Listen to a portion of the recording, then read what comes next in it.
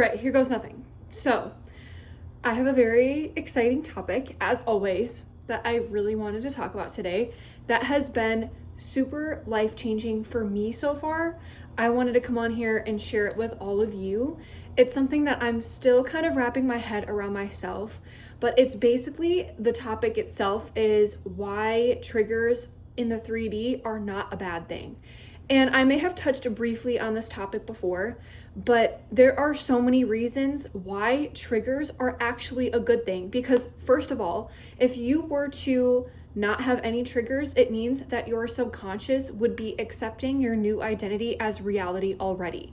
So your triggers are basically fine-tuning and showing you where exactly you don't believe your new identity and where you can course correct. So for example, if you're getting triggered maybe by like a lack of abundance, like say you're looking at your bank account and you don't like the numbers that you see in the 3D right now.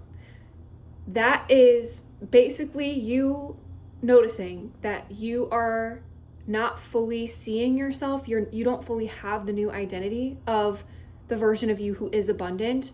Because law of assumption is all about living based off of the 4D. So whatever new identity you decide, it's all about your self-concept, who you see yourself, who you think you are, the version of you who has everything in here, in your imagination, not the 3D.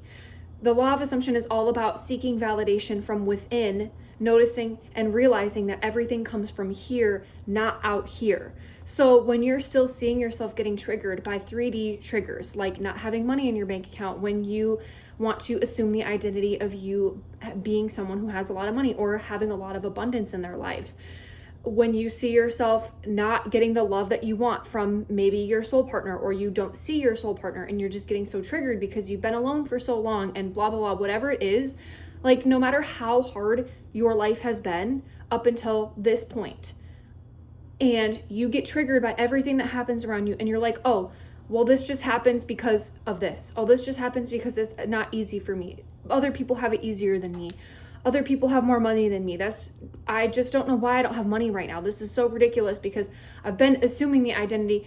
You're still in the identity state of someone who is trying to have money. You're still in the identity state of someone who is trying to find love. You still see yourself as someone who doesn't have money, who doesn't have love, who doesn't have abundance. And you can insert any condition here or any trigger here, whatever life condition you have going on, not like illness, but like whatever circumstance, I guess is the better word to say, that you are in right now.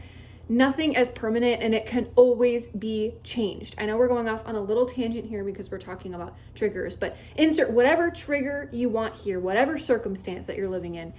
And the reason why it triggered you, the reason why your circumstance triggered you, I guess, because we're talking about triggers, not like the circumstance itself. But if you're not happy with the circumstance itself, insert circumstance here.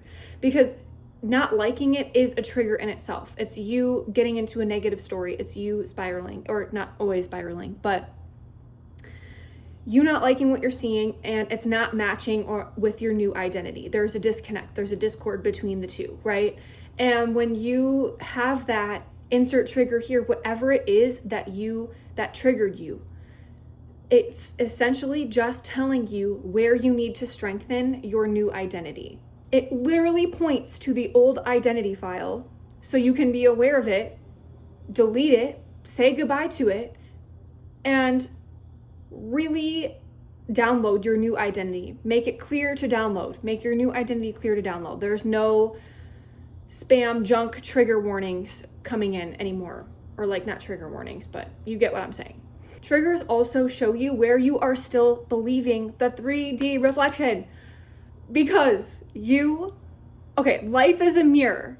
Everything is a mirror. The 3D is a mirror. It is a lagged reflection. So everything in your current life right now is a reflection of your past thoughts, beliefs, and assumptions that manifested into reality right now. The 3D is always playing catch up. It's always taking time. Whatever you see is a perfect snapshot of your past. And I talk about this in another video. I forgot which one it was, so I'm not gonna lie to you, but I know I talked about it in another video. But yeah, anyway, so where you get triggered is exactly a pinpoint guider and navigator to show you where exactly you are still looking to the 3D as source, as the source of how you should feel, as the source for validation. You're still looking to the 3D to feel a certain way when the feelings come from within you. You create the feelings, you create the emotions, you create the state. You create the emotional conviction that your new identity is inevitable, that it comes from you. It is not out here. You can't just get something and feel a certain way and expect that to satisfy you the rest of your life. It will never satisfy you. That is where people go to turn into the void, or not in the void, but like it's an addiction, because when you're constantly searching for things outside of you to feel a certain way, what do you think? That's literally an addiction right there. Like when you do that over and over and over again, and you're seeking to fill this inner void and nothing can fill it, not even void, but like your inner energetic cup, you're looking to fill that cup over and over again externally. But the real secret is filling it up yourself, because it comes from the overflow of that cup, right? It's like if you were filling up an actual cup, like picture I have an actual cup right here, and I'm seeking things to pour inside over and over again. Sure, you may be able to keep it full. You might be able to have an overflow from this cup, but it's still not coming from you. So that overflow is coming from other things, and it's still always going to run out, because you can't constantly be consuming things every single second of every day to keep you satiated. I mean, and if you can, go you. This video is not for you. But if you are looking for a more sustainable, fulfilled self-love circumstance, you pouring in your own cup is the best thing you can do. When you can feel those feelings from within yourself, like you can picture right now, I don't know, whatever like you can think of, you getting an A on a test, or you winning something, or you getting flirted with by your partner, or like you feeling like you've won. I guarantee you can come up with that feeling within. And when you can come up with that feeling within, or just any feeling of whatever it is you are looking for externally, because we don't chase external things for the things themselves, we chase the emotion that they are going to give us. That's why advertisements, that's why we live in such a big consumer culture, because when you see something on an advertisement and it piques your attention and you're like, I want this, it hooked on your emotional strings, because it is effectively creating an emotion in an advertisement, in a neat little package, that it is now showing you what you want emotionally, because it makes you think you have a lack of, because it's showing you in a pretty case right here. And it's like, if you don't get this, you're not going to feel this. But if you get this, you'll feel this. But it's just, you may feel it temporarily, yes, but it's not sustainable because it's external. You need to fill the cup from yourself first, from your own emotions, your own imagination, your own creation. And then when that cup overflows, yes, I had like a good thing to say for that, but I'm like, when it overflows, that is, oh yeah, that's right. That is what brings in the manifestations, because that is when you are leaking the energy that the manifestation that you wanted. Say you wanted a new car, right? And you saw an advertisement for the car and you're like, oh my gosh, I really want that car. And you chase it and chase it and chase it.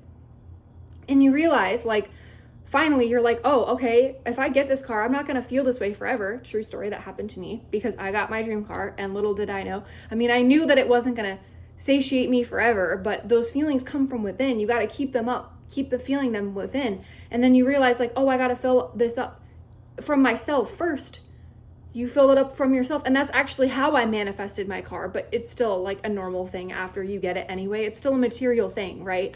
But that's how I manifested my dream car, right? I was creating those emotions from within, feeling happy, feeling satisfied from within. And then those feelings eventually, like, I just stopped caring about, like, I knew I still wanted the car, but it was like that detachment aspect of, I know it's inevitable. Like, I know this is going to happen, right? And I knew that in my head I had it, which means that there's a version of me that already has it. Future me already has it. So why am I stressed right now? And then held those feelings of excitement, fun, playfulness within myself.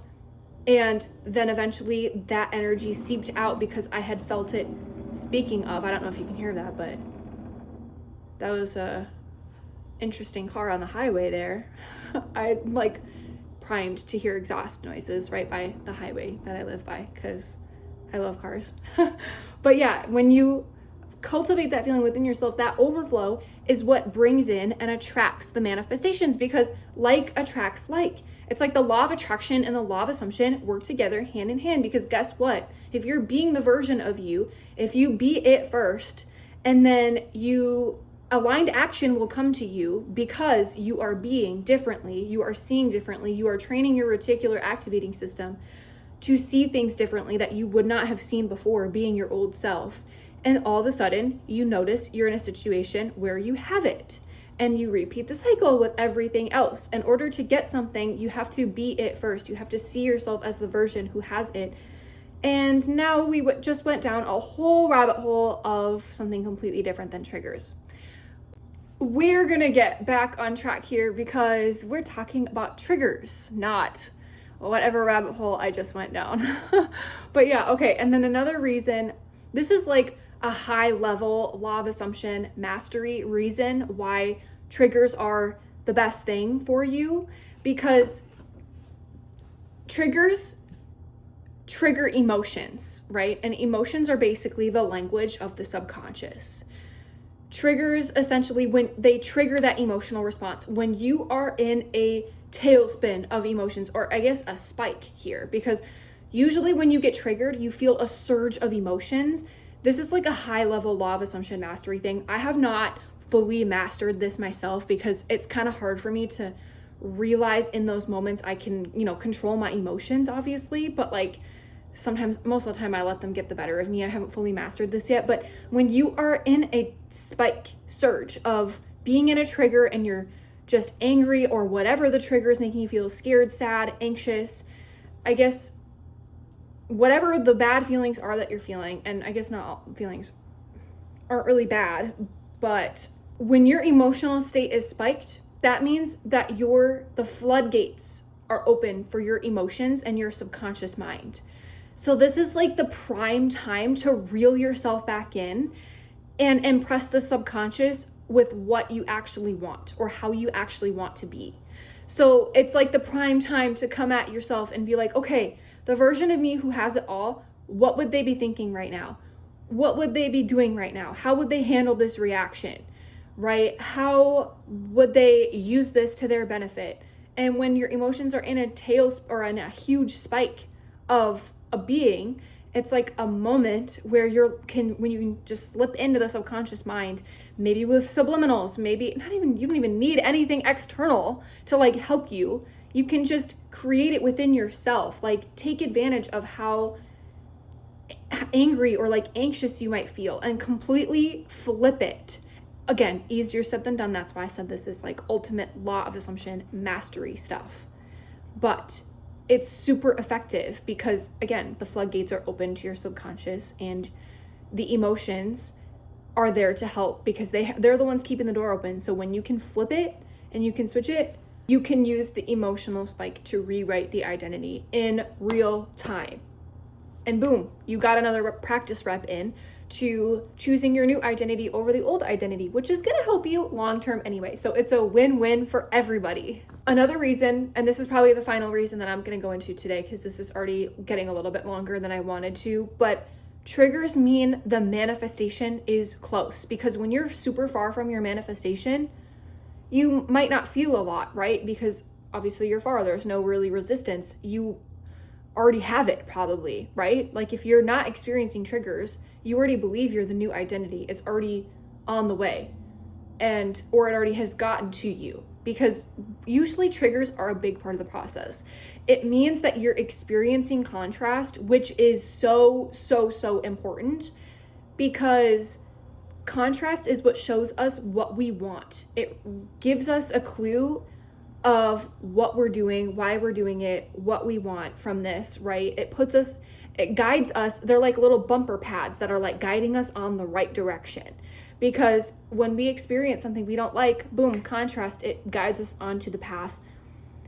And triggers mean that you are getting closer and closer. It's you experiencing contrast. It is essentially the old identity glitching because the new identity hasn't fully taken place yet, but it's getting more and more consistent, and your subconscious mind is freaking out more and more because it's starting to accept it. It's starting to throw things in your path. It's starting to give you that tension, that discomfort, that, oh my gosh, why is everything annoying me? Your subconscious is going crazy because it's starting to accept a new truth, but it's giving out its final fights, its final straws to try to break you back into the comfort zone, because it means it's starting to basically, it's being fought into submission, right? And that's kind of how we do it here with law of assumption and manifestation, because the subconscious mind is a tricky thing. And unless you are 0 to 7 years old, your subconscious mind now has a guard over it, which is the conscious mind and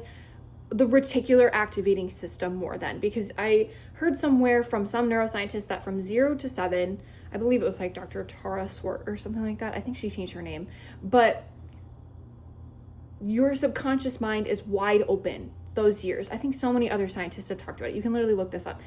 And so unless if you're 0 to 7 years old, you have a bouncer in your brain, you have a filter in your brain, you have something that is guiding the decisions that you make based on the information that was impressed upon you when you were 0 to 7. So the subconscious mind is not going to go down without a fight here. And it's going to trigger you, and it's going to give you that contrast and help you experience that contrast, because it's guiding you on the right path, but also reforming itself to be a new filter, because it's constantly like that doubt and that scary feeling and, you know, the anxiety or the anger that you might feel along the journey to becoming your new identity is just your ego testing you constantly, making sure your subconscious mind testing you constantly to be like, okay, is this who you really want to be? Because we're forming this path very, like, it's happening. We just want to make sure. So every time you're faced with like a wall of doubt, just remember that it's a cosmic checkpoint on your journey to your ego, your subconscious making sure that this is who you want to be, that this is the timeline that you want to choose. It's not a bad thing. It's just your mind doing what it's inherently been meant to do here as a human on this planet. It's the way it's wired. It just wants to keep you safe. So when you constantly choose the new identity, it might feel hard, it might feel tense, it might feel uncomfortable because you haven't lived in that reality yet as that new identity. But keep choosing it and it will become easier, it will become more effortless. I feel like that pretty much, I'm like looking through my notes right now, I'm pretty sure that like wraps it all up. And again, like triggers just like are really good in the sense where they give you the practice of choosing that new reality over and over again, so it does solidify it.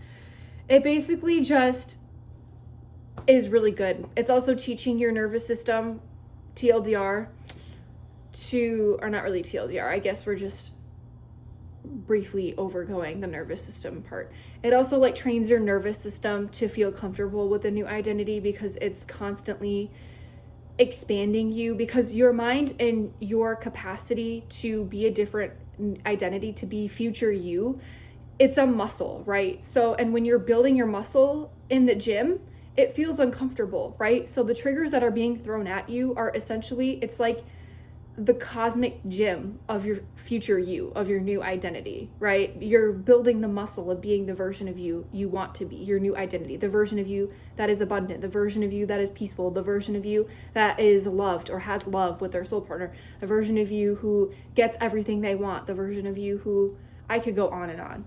So I hope this helped in one way or another. I realized I went on a couple tangents.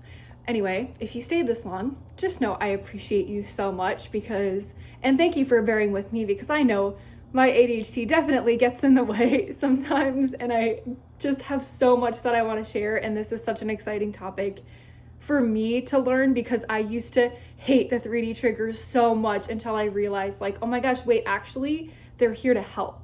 And these are the reasons I learned why they're here to help. And now every time I get them, I remind myself of them and they help me. So I hope by imparting some of this knowledge, it helps some of you. But anyway, I'm so excited to see you in the next video.